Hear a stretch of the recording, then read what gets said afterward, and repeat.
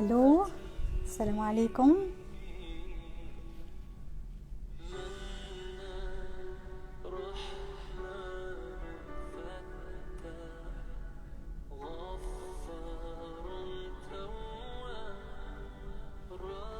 ازيكم عاملين ايه؟ قولوا لي الصوت كويس ولا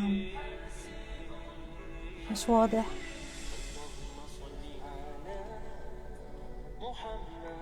ازيك يا باسم؟ ازيك يا رنا؟ ازيك يا زينب؟ الصوت مناسب؟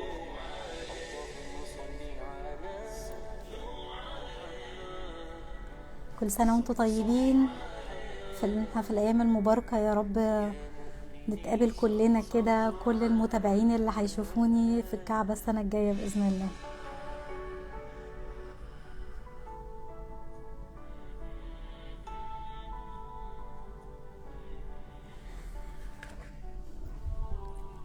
ان شاء الله يا رب نتقابل في حجة او عمرة كده بإذن الله يا رب، زي السنة دي السنة الجاية جميعا. مين فاكر أغنية هقول لكم سريعا يعني قصتي كده مع أسماء الله الحسنى، مش هطول عليكم إن شاء الله في اللايف. مين فاكر أغنية هشام عباس بتاعت اللي بنشغلها في بداية كل فرح؟ يرفعوا ايديهم. انا الاغنيه دي بحبها جدا، يعني من صغري كده وانا بقعد اسمعها وبقعد اغنيها مع نفسي، يعني بيني وبينها حب غير عادي. حتى يعني مش شرط في الافراح او كده، يعني هي حتى انا لما لاحظت نفسي وانا صغيره، اول ما طلعت كنت بقعد اغنيها اول ما احس الاقي نفسي متضايقه، او ما احس الاقي ان انا مش متظبطه، الاقيني بغني الاغنيه دي فبهدى جدا بعديها. فما ارتبطتش معايا بالافراح قد ما هي ارتبطت عندي بان هي بتريحني نفسيا، لو انا مثلا من وانا في اعدادي او حاجه. فمين بيحبها؟ زي عارفينها اغنيه هشام عباس، مشهوره جدا في مصر طبعا. بعدين لما كنت بقعد وانا صغيره مثلا احاول احفظ قران او كده، كنت بجد صعوبه شديده جدا في حفظ الايات يعني. بس اي حاجه تتحط لي في اغنيه الاقيني بحفظها صاروخ. فسبحان الله الاغنيه دي حفظتها مع ان هي طويله، بتقول يعني اسماء كتير جدا من اسماء الله، لقيتني حفظتها بسهوله جدا جدا، على عكس ما انا مثلا اقعد احاول احفظ سوره من القران او كده. فحسيت كده ان في حاجه بتربطني باسماء الله الحسنى من وانا صغيره.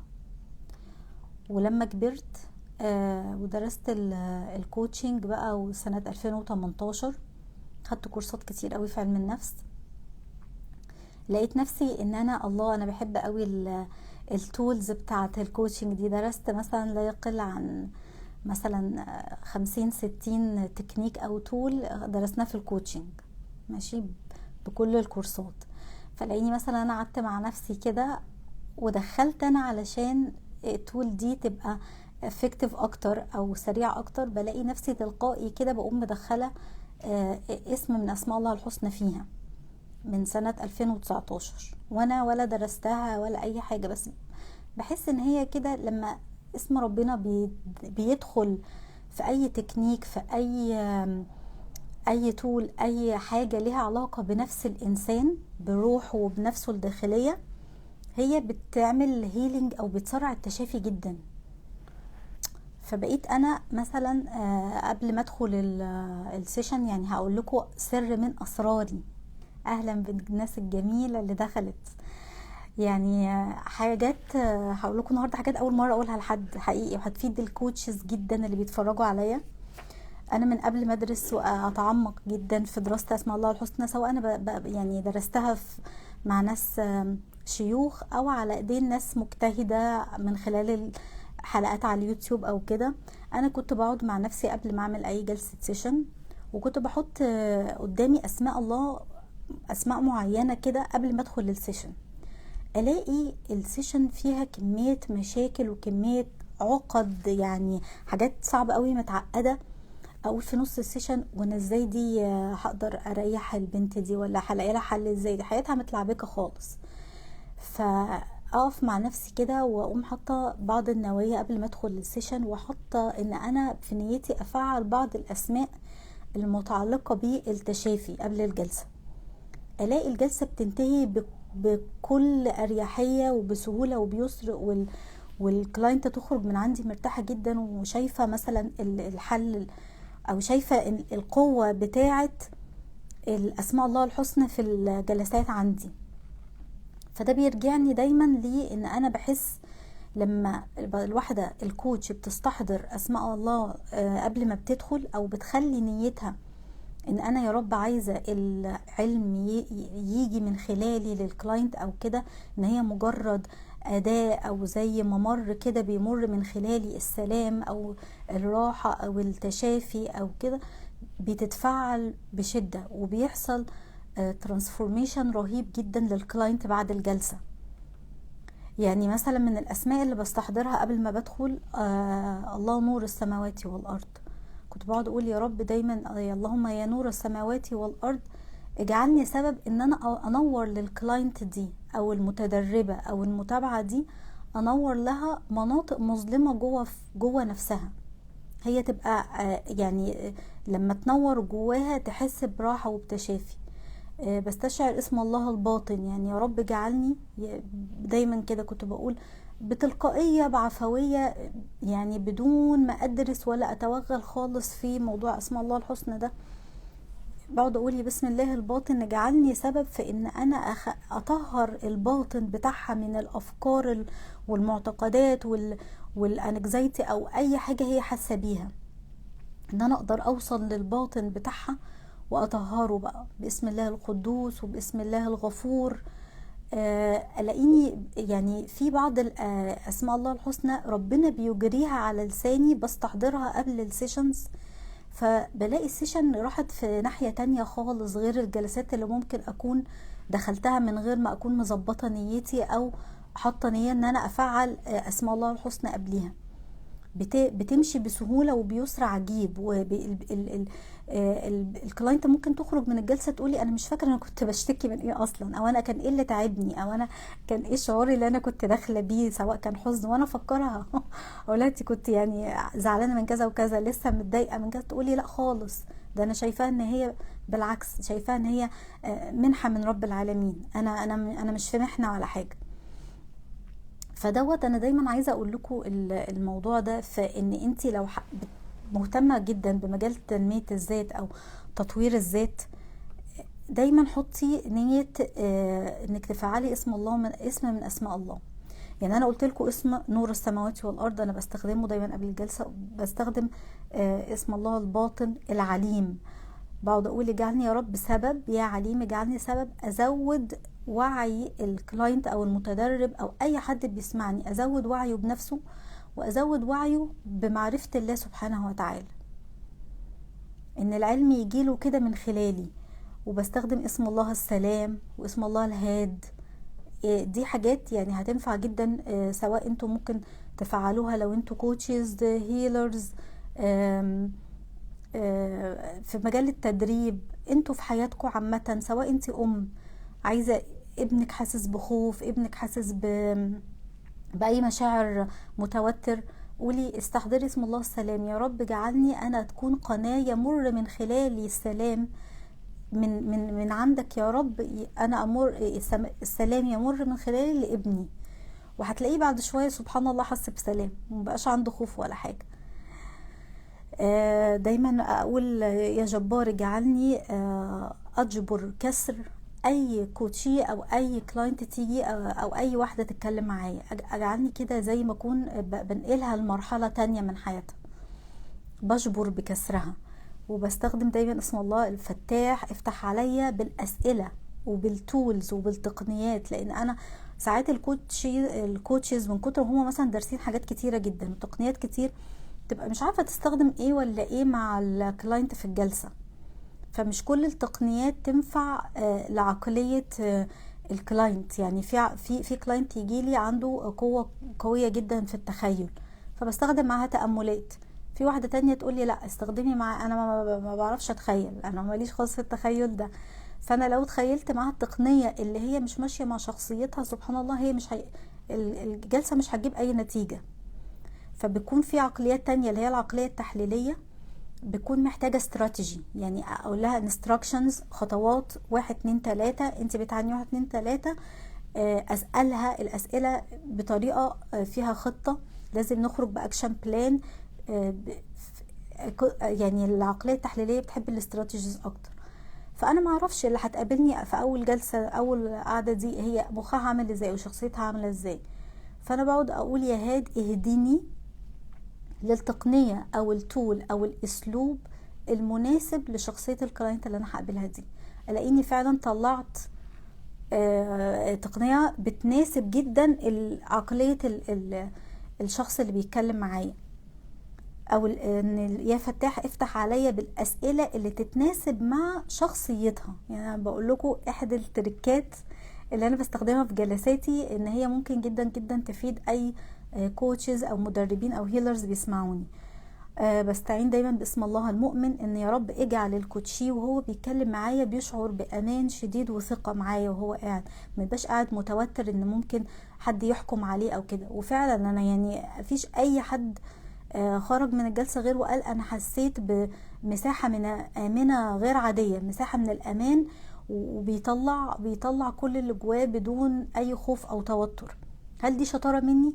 لا، هو اكيد جزء بسيط منه هي ممارستي للجلسات وللكوتشنج، بس النسبة الاكبر واللي هي تكاد تكون يعني 99% هو استحضاري الاسماء الله الحسنى قبل اي جلسة او قبل اي ندوة انا ممكن اديها او محاضرة او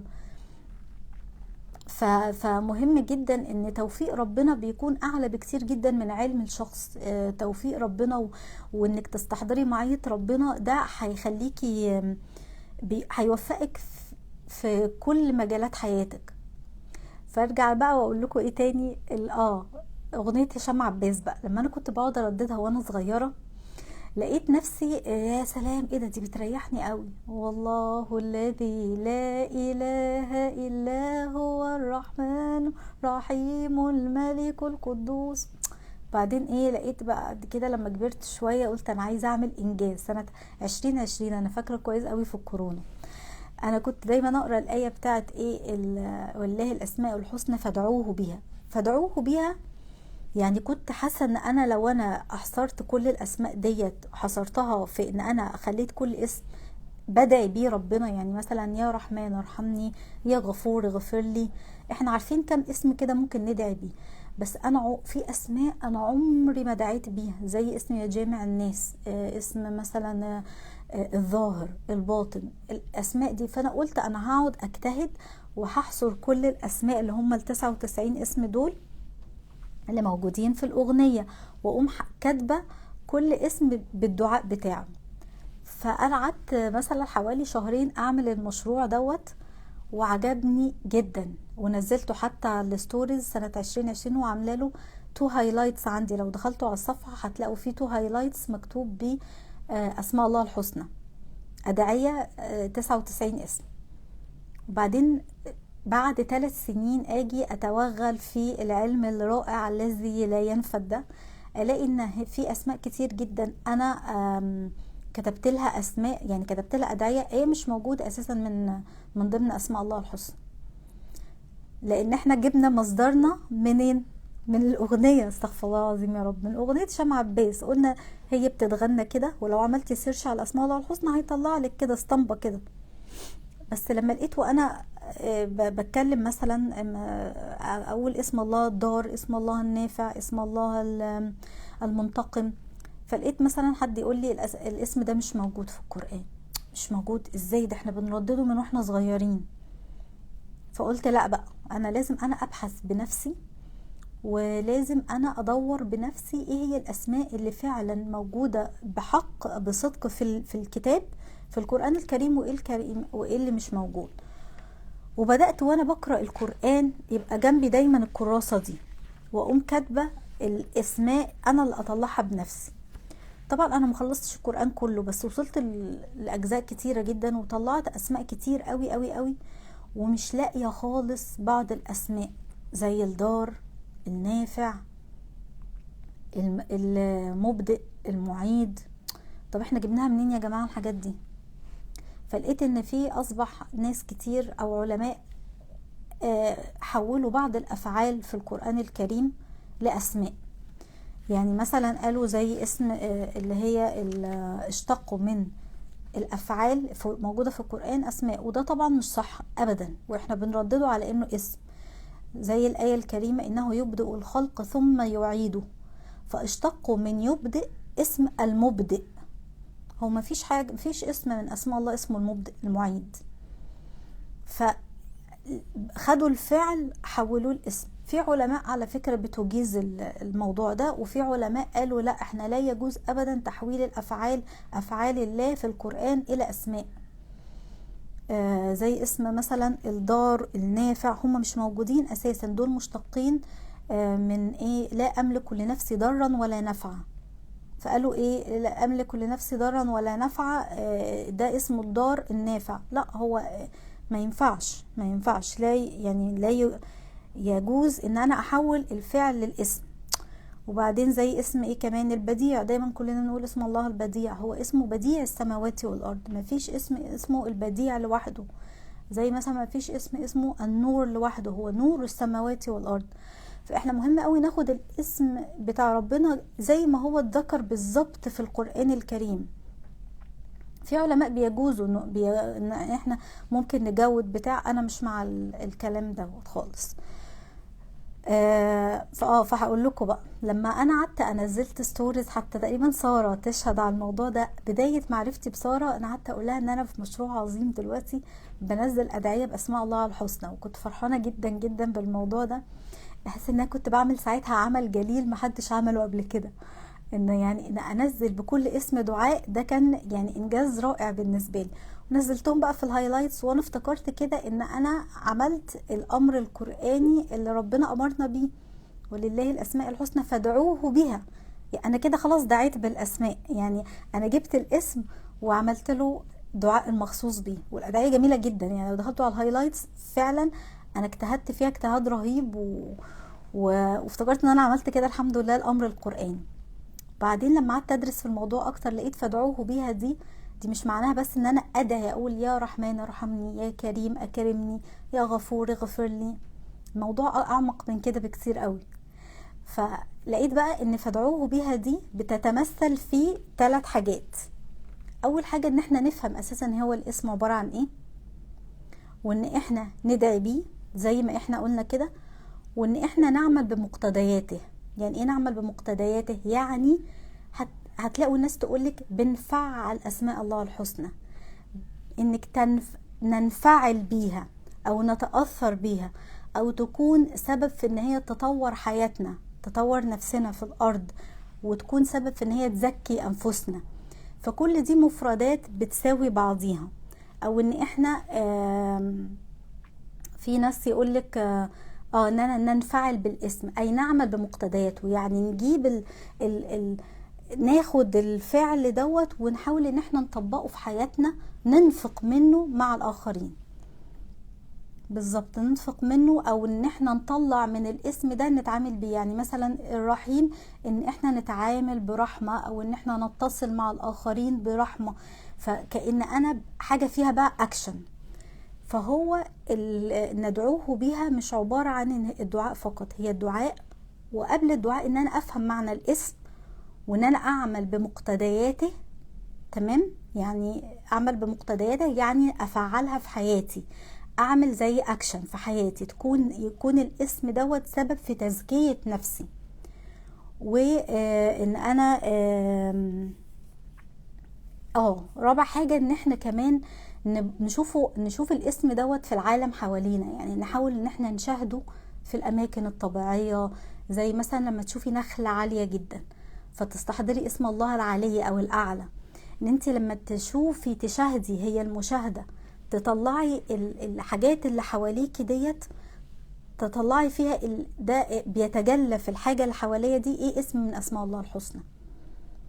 هي فانك التفعيل بقى هو عبارة عن ايه؟ عشان انا كنت دايما هتسمعوا حتة تفعيل اسماء الله الحسنى دي كتير قوي، وانا حتى كاتباها في البايو عندي، يعني ان انا بستخدم في الهيلينج اسماء الله الحسنى، وكنت قاعده مع كوتش كبيره جدا من كذا يوم، مشهوره جدا جدا على السوشيال ميديا، فبقول لها انا سبيريتشوال كوتش، بتقول لي ازاي يعني؟ بقول لها ان انا بستخدم اسماء الله الحسنى في التشافي.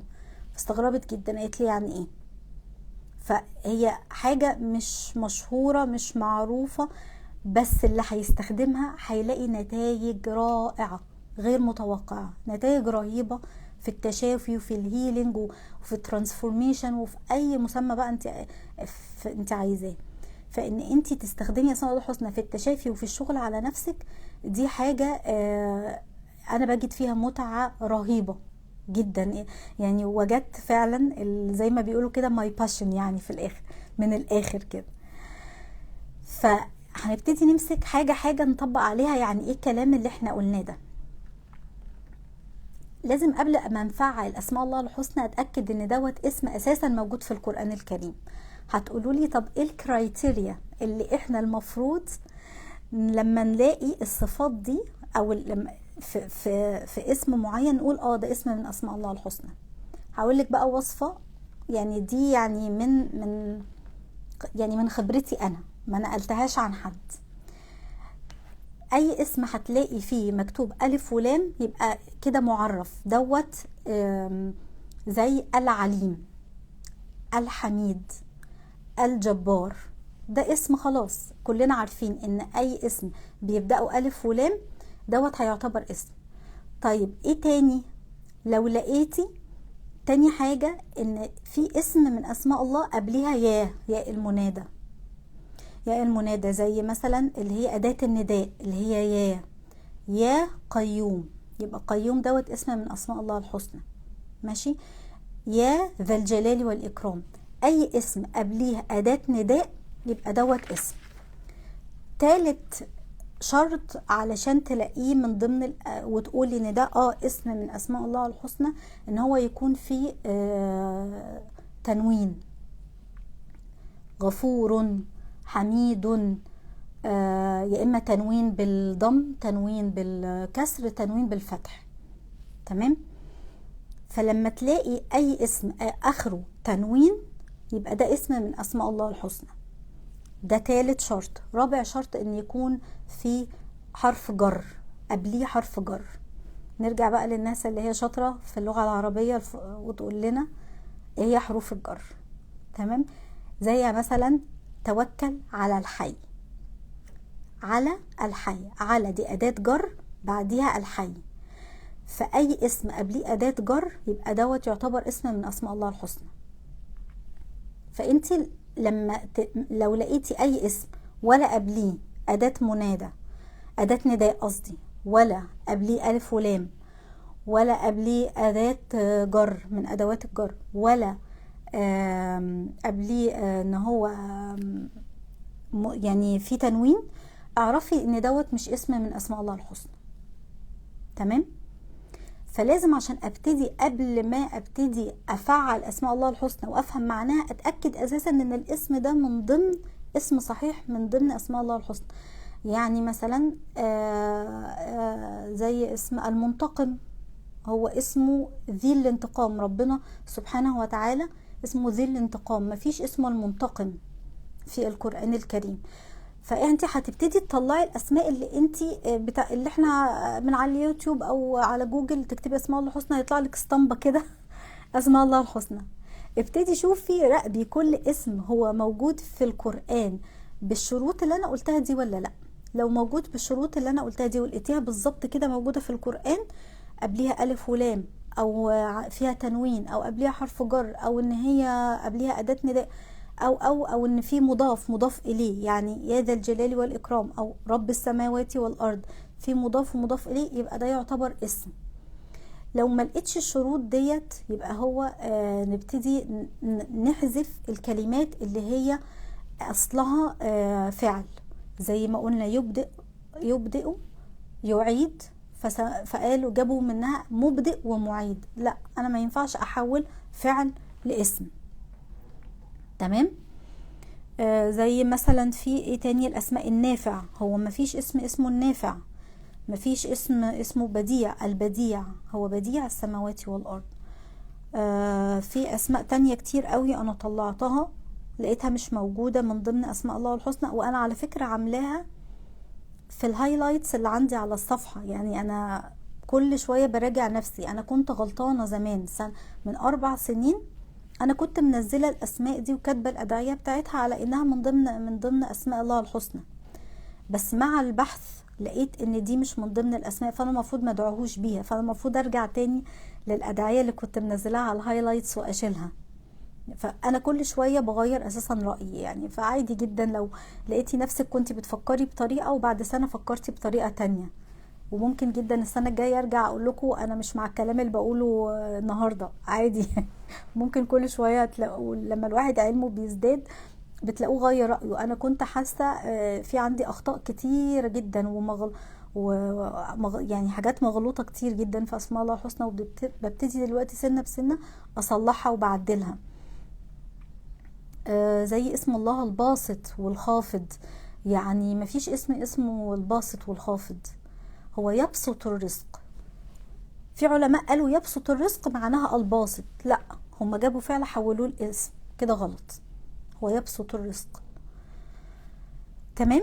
فانا اول خطوة هعملها مع نفسي ان انا ابتدي اتحقق ان الاسم ده موجود ولا لا في القرآن الكريم بالشروط اللي هي بتنطبق على هل دوت اسم ولا لا بالظبط. فاهو شوف حتى اللايف بيعمل لي كده. شكرا جدا، تشكرات تشكرات. هو موافقين معايا في الكلام يعني. تمام. فلو تحققت ان ده اسم من اسماء الله الحسنى في الشروط كلها، هبتدي ان انا ابحث بقى في معناه. ممكن تبحثي في معناه عن طريقتين، تبحثي في معناه عن طريق لا وكمان بلالين، ده ده السلام بيحتفل بيا كمان. شكرا شكرا. فتبحثي عنها عن طريقتين، انت تشوفي جذر الكلمة اخبارها ايه. يعني جذر الكلمة هي زي الرحيم، اشتقت من كلمة ايه؟ من رحم. طب الرحم ده بيعمل ايه؟ ده قمة الاتصال. لما احنا بنكون في رحم الام بتبقي انت قاعدة كده حاطة رجل على رجل وانت جوه بطن مامتك، الاكل بيجيلك بدون اي مجهود ولا اي حاجة، فكنت في قمة الامان، كنت في قمة اتصال شديد جدا بينك وبين الام، لدرجة انك ممكن الجنين يحس بمشاعر وافكار وكل حاجة الام بتحس بيها.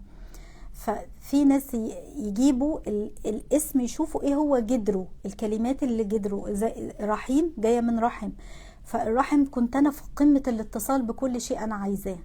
اذا فانا هفعله ازاي دلوقتي؟ ان انا هكون في اتصال مع الاخرين، هبتدي اصل الرحم. فلما تيجي تعملي مكالمة لخالتك، لمامتك، لاختك، تبعتي لهم مسجات، تكلميهم، تستشعري او تستحضري اسم الله الرحيم، انك بتفعلي اسم الله الرحيم من الرحم، صلة الرحم. وفي ناس يقولك الرحيم ديت اللي هي الرحمة ما بين المؤمنين، الرحمة ما بين المؤمنين. فأنا لما هتعامل برحمة مع المؤمنين سواء أقاربي أو غير الأقارب، أنا كده برضو بفعل أي اتصال بالبشر، أنا كده بفعل اسم الله الرحيم. فتفهمي معنى الكلمة وما تحصريش، ونصيحة مني ما تحصريش أبدا معنى الكلمة في معنى واحد. يعني اللي يقولك معنى الكلمة يعني كذا، انا مش مع المدرسة دي قوي. اطلقي العنان لافكارك وهاتي اكتر من معنى للاسم، ما تحصريش نفسك في اي معنى خالص. اللي يقولك مثلا اسم الله اللطيف، جاية من، انا باخدها بالمحملين، ان هي جاية من لما انتي بتعملي حاجة بلطف معناها بتعمليها بتدرج، صح ولا لا؟ في تدرج، مش فيها مش في نقلة قوية مرة واحدة. فبيقولك لما تيجي محتاجة تعملي حاجة بتدرج استشعري اسم الله اللطيف. جميل. واسم الله اللطيف برضو جدرها جاي من لطف، لطف يعني انت تعاملي نفسك بلطف، جاية من حنية برضو، تعاملي نفسك بلطف وبرفق وبلين. فهي ليها ممكن تستخدميها في اكتر من حاجة. اسم الله القيوم ليها جدرين او ليها معنيين. يقولك القيوم هو جاية من تقويم، تقويم يعني، وفي ناس اشتقوها من كلمة القوامة، وفي ناس اشتقوها من كلمة قيم يعني حاجة قيمة، وفي ناس اشتقوها من القيم العليا بتاعتنا. فما تاخديش كلمة اسم واحد من اسماء الحسنى وتحصريه في معنى واحد بس. شوفي ايه هي مشتقاته كلها واشتغلي على مشتقاته كلها. يعني مثلا لو اخدنا مثال لاسم الله القيوم، انا دلوقتي عندي اسم الله القيوم ده بيتردد كتير، انا دلوقتي عايزة اشوف اول حاجة التحقق، ده اسم حقيقي من اسماء الله الحسنى ولا اسم غير حقيقي. هبتدي افتح المصحف وابتدي اشوف هل هو ما في القيوم مادام معرف بألف ولام يبقى ده ينطبق عليه شرط من شروط اسماء الله الحسنى، يبقى مادام انا تحققت منه يبقى كده تمام. انا محتاجه ان انا ادعوه به. ادعوه ازاي؟ عن طريق 3 حاجات، ان انا افهم معناه. افهم معناه اول حاجه قبل ما افعله في حياتي، لان انت مش هتعرفي تفعليه في حياتك من غير ما تفهمي معناه. وانك تدعي بيه، تدعي بيه دي سهله، انك تجيبي تقولي مثلا، هناخد مثال على القيوم: يا حي يا قيوم برحمتك استغيث اصلح لي شأني كله ولا تكلني الى نفسي طرفة عين. انا كده دعيت باسم الحي القيوم، فانا كده عملت الدعاء. طيب تاني حاجة ان انت تفهمي معناه، فهو مشتق من قيم، يعني المدير لما بيقيم الامور في الشركة بيديرها ازاي؟ بيكون قائم على امور الموظفين في الشركة. فانتي لما تاخدي القيوم جاية من قائم على امور عباده. الله سبحانه وتعالى قائم على امور عباده، قائم على الخلق، هو اللي بيقيم وبيدبر كل امور حياتنا. وجاية من القوامة، ان هو المسؤول. القوامة لما الراجل مثلا يكون ليه حق القوامة فبيعمل ايه؟ بيكون هو المسؤول عن الحماية، الرعاية، دفع الأذى، هو المسؤول عن أمن الأسرة اللي بيجيب لها الغذاء. فتخيلوا لو الراجل مثلا كان فعلا في بيته قد المسؤولية وبيحمي بيته وقايم بدور القوامة صح، فهو بيفعل اسم الله القيوم. فمعناها ان هو برضو القائم بنفسه، يعني سبحان الله القيوم، فربنا قائم بنفسه، يعني هو مش محتاج حد هو اللي يدير له امور نفسه، هو قائم بذاته. هو يعني عنده القوة والمقدرة ان هو يكون قائم بامور نفسه بنفسه، ولكننا احنا اللي محتاجين ان حد يكون قائم على امور حياتنا. فاحنا كلنا محتاجين للقيوم. فانتي القيوم ليها جدر ان هو قيم. وكمان بيقولك انتي لما تعرفي كمان وتحددي القيم بتاعتك، فهي كده انتي بتفعلي اسم الله القيوم، لان بتجعلك تتصلي بالقيم اللي ربنا خلقها جواكي، السيستم اللي ربنا خلقه جواكي. فحتى انا من الجلسات بتاعت تحديد القيم انا بستشعر اسم الله القيوم، لاني بساعد الكلاينت تعرف تفعل اسم الله القيوم في حياتها. لما هتكتشف قيمها العليا وتبتدي تعيش بيها وتفعلها في حياتها، فهي كده بتكون عندها القدرة ان هي تكون قائمة على امور حياتها بشكل افضل. وفي ناس كمان قالوا معنى القيوم من تقويم، خلقنا الانسان في احسن تقويم. فانت لما تبصي لنفسك كده في المراية بتستشعري اسم الله القيوم من تقويم. او حتى انا لما ساعات بعمل رياضة بفعل اسم الله القيوم، ان بقول يعني يا رب اجعل جسمي في احسن تقويم. انت كأنك بتظبطي جسمك، وانت ممكن وانت بتاكلي الاكل اكل صحي تستشعري اسم الله القيوم، وانت بتلعبي رياضة، وانت بتلبسي احسن لبس وبتظبطي نفسك. فانت كده بتعملي بترجعي لصفة ان ربنا وصفك بان هو خلقك في احسن تقويم، فبتعملي امر قرآني. طب ايه فايدة ان انا استشعر اسماء الله الحسنى في حياتي؟ ان انت بتكوني انت خلاص عايشة بربنا في كل مكان في كل وقت، فيعني متصلة بالله سبحانه وتعالى في كل وقت. فاول حاجة هتعمليها انك تتحققي ده اسم ولا لا. تاني حاجة انك تفهميها، تفهمي الاسم معناه ايه. ابحثي انت مع نفسك او اسمعي لناس موثوق فيها بيتكلموا عن اسماء الله الحسنى. انا بحب جدا الشيخ فاضل سليمان، بسمع حلقاته دايما بتاعت اسماء الله الحسنى، وبيتكلم ازاي نفعلها في حياتنا. فباخد منه الحاجات اللي هي متفقة مع قناعاتي الداخلية، وبجود انا عليها وبزود عليها حاجات وبشيل حاجات وباخد من ناس تانيين حاجات متنوعة. فتفهمي الاول الاسم وتفعليه في حياتك، وكمان تحاولي تشاهديه بقى كمان من طرق تفعيل اسماء الله الحسنى اللي فرقت معايا جدا وتخليني في اتصال دائم على قد ما بقدر مع الله سبحانه وتعالى. ابتدي اشاهد، وانك تقرأي الاسماء دي في الطبيعة حواليكي، في الحاجات اللي في الاوضة اللي انت عايشة فيها دلوقتي. انت الاوضة دي فيها ايه مثلا؟ فيها انت معاكي ايه؟ ماسكة ايه؟ معاكي موبايل. طب موبايل ده ايه الاسم اللي بيتجلى في الموبايل نفسه؟ اسم الله المصور. فده كل ما تمسكي الموبايل كده فتقولي اسم الله المصور، فكأنك عملتي اتصال في ثانية بالله سبحانه وتعالى. انت فعلتي دلوقتي اسم من اسماء الله الحسنى. لما تبصي على نخلة كبيرة وانت ماشية في الجنينة، تبصي على السماء ازاي هي مرفوعة بدون عمد، فده بيديكي فرصة انك تتأملي في خلق الله، فتلاقي اسم الله العلي، تقولي ايه الاسم اللي بيتجلى في السماء؟ ايه الاسم اللي بيتجلى في النخلة العالية قوي دي؟ اسم الله العلي والأعلى. فده مش هيجي مرة واحدة، مش ان انت طول ما انت ماشية كده تقعدي تلقطي الحاجات اللي حواليك اللي بيتجلى فيها اسم الله، اسم من اسماء الله الحسنى، مش هتعرفي تجيبيها كده تلقائي. الموضوع محتاج شوية تدريب. بالظبط وانت ماشية في جنينة تقولي الله ده بديع السماوات والأرض، لما تشوفي الزهور تشوفي الألوان قد ايه هي بديع السماوات والأرض. هي محتاجة بس منك انك تبتدي تحطي الموضوع في دماغك.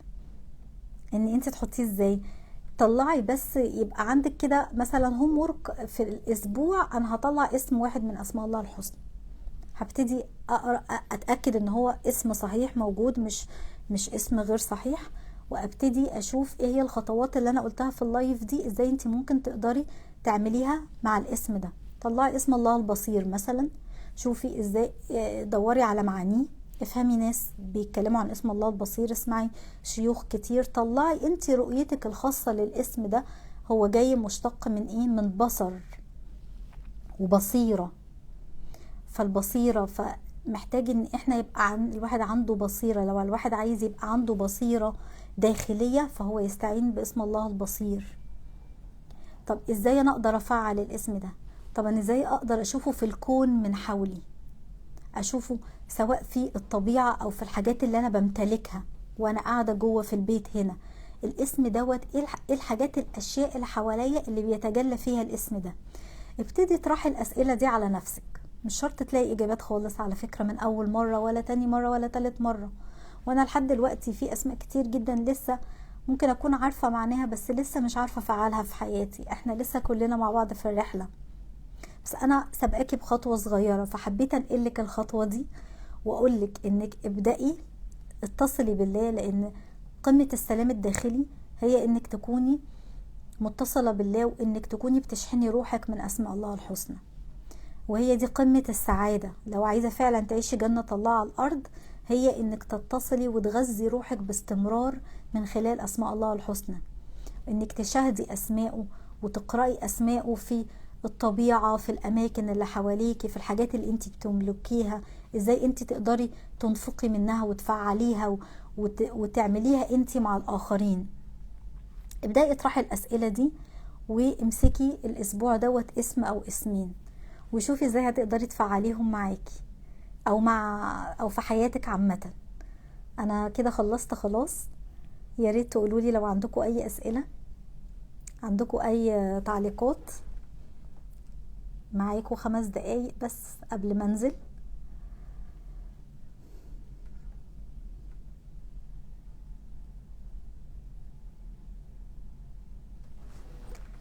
اهلا بالناس الحلوة كلها اللي دخلت. يلا باذن الله تعملوا شير بقى لو كنتوا استفدتوا من اللايف ده تعملوا له شير مع اصحابكم، وانا هنزله على قناة غذي روحك البودكاست اللي موجود على صفحة الانستجرام عندي، وهبقى انزل لكم اللينك برضو لو عايزين تنضموا لمجتمع حياة طيبة مع جيلان. انا عندي مجتمع جميل جدا جدا على الواتساب وعلى قناة التليجرام.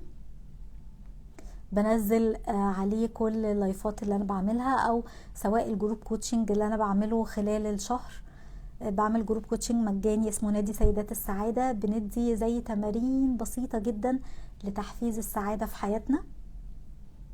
فبنزل التسجيل بتاع الجروب كوتشنج على قناة التليجرام، وجروب الواتساب حياة طيبة مع جيلان. كل اللينكات موجودة في البايو عندي على الانستجرام. بنزل ده بس عليه الاعلانات او التنويه، يعني لو اذا كنت هبدأ لايف او هنبدأ اي حاجة او الحاجات الخاصة بيا. الروابط كلها موجودة في البايو، افتحي اللينك تري هتلاقي اتمنى كلكم تنضموا لجروب حياة طيبة مع جيلان وتحضروا معايا نادي سيدات السعادة. هو جروب كوتشنج مجاني شهري. كل التسجيلات بتنزل على قناة التليجرام، وبنزل دايما اللينك زوم على الواتساب.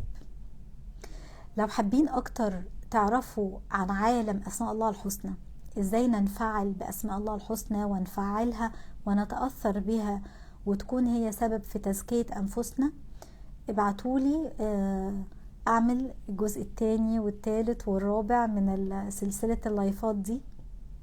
زي النهاردة احنا شرحنا اسم الله القيوم، ممكن كل مرة نشرح اسم او اسمين، ازاي نفهم معناهم وازاي نفعله في حياتنا ونشاهده ونقرأه في الكون وفي الحياة من حوالينا. فابعتولي لو عجبكم فكرة اللايف، وبشكركم جدا. شكرا قوي، والسلام عليكم ورحمة الله وبركاته.